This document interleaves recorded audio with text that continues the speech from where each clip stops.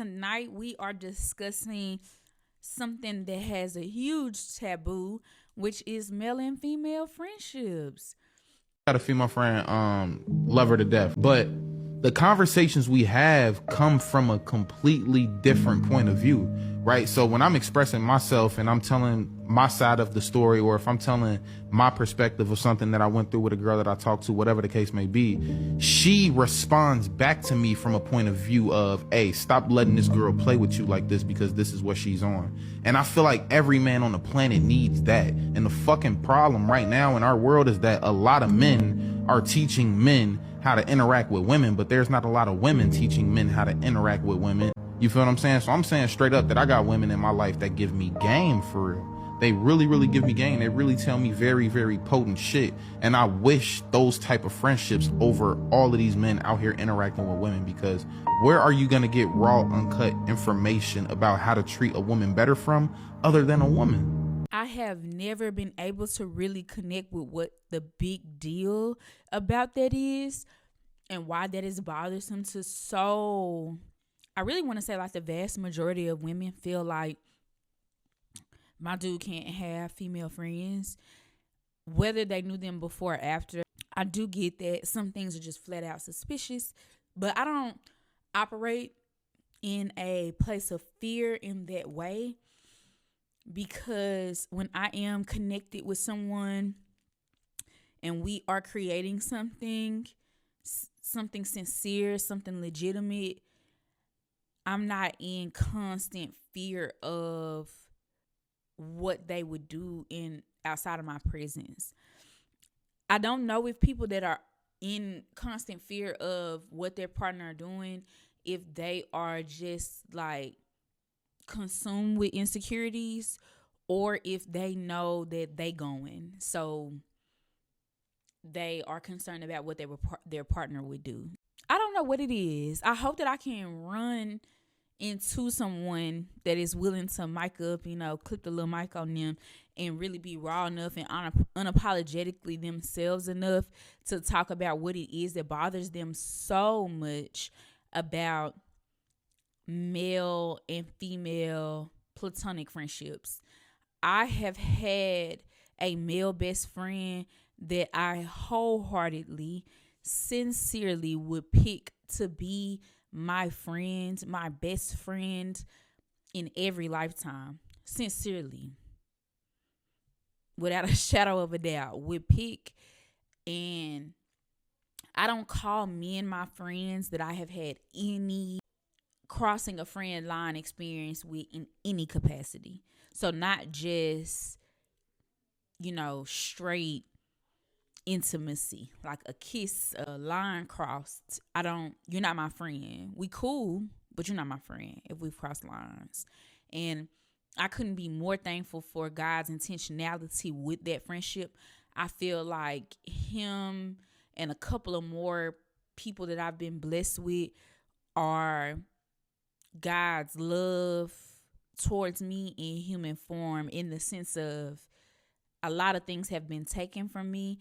I don't have like siblinghood or parental connection, but the relationships that I have been blessed with in my journey, I feel like are like triple for my trouble. So I'm very thankful for that friendship. We've been friends since we were 15. When we discuss perspectives, it's not tainted by lust and physicality. I think sometimes some people's minds can't go past that, so they really can't understand how a man and a woman could just be friends. But there are many friendships that are just men and women, and they work well. I don't know why it's not more normalized. That and the being cool with someone that a man that you're currently with used to be with.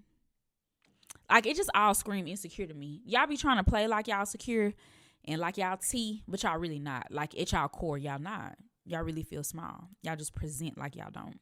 Because if you did, then little stuff like that wouldn't bother you. Because why are you in constant fear that somebody gonna be able to take your dude, or that something gonna go left with your dude? I just don't get that. And I just know who I am too much for that.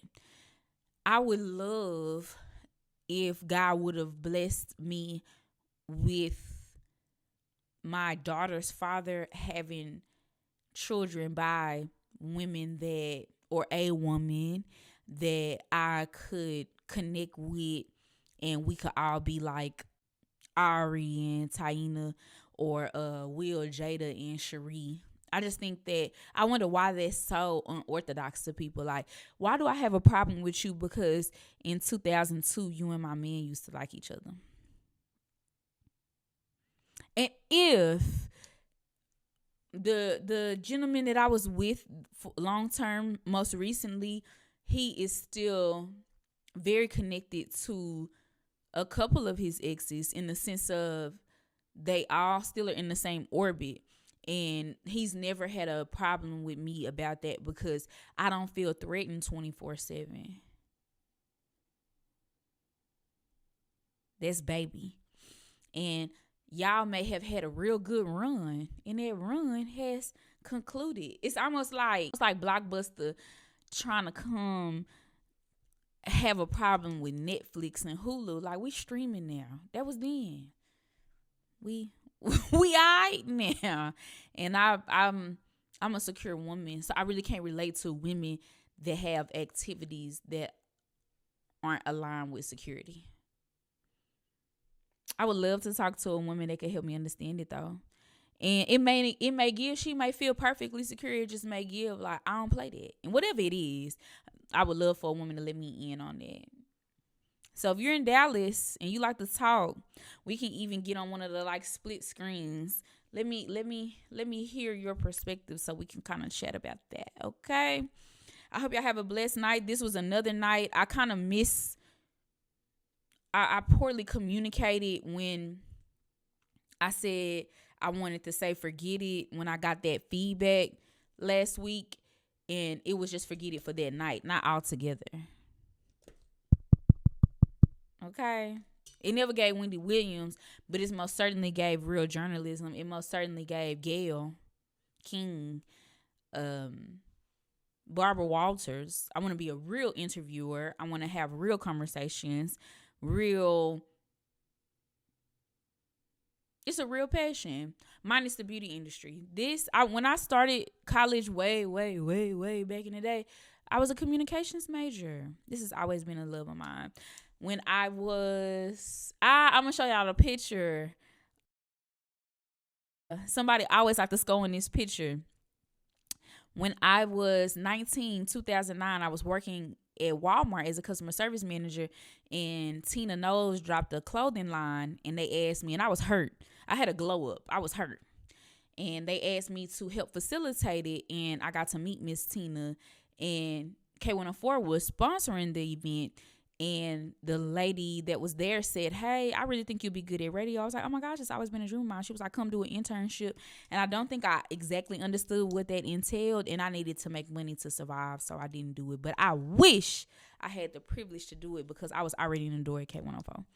But, woulda, coulda, shoulda. We about to go up now.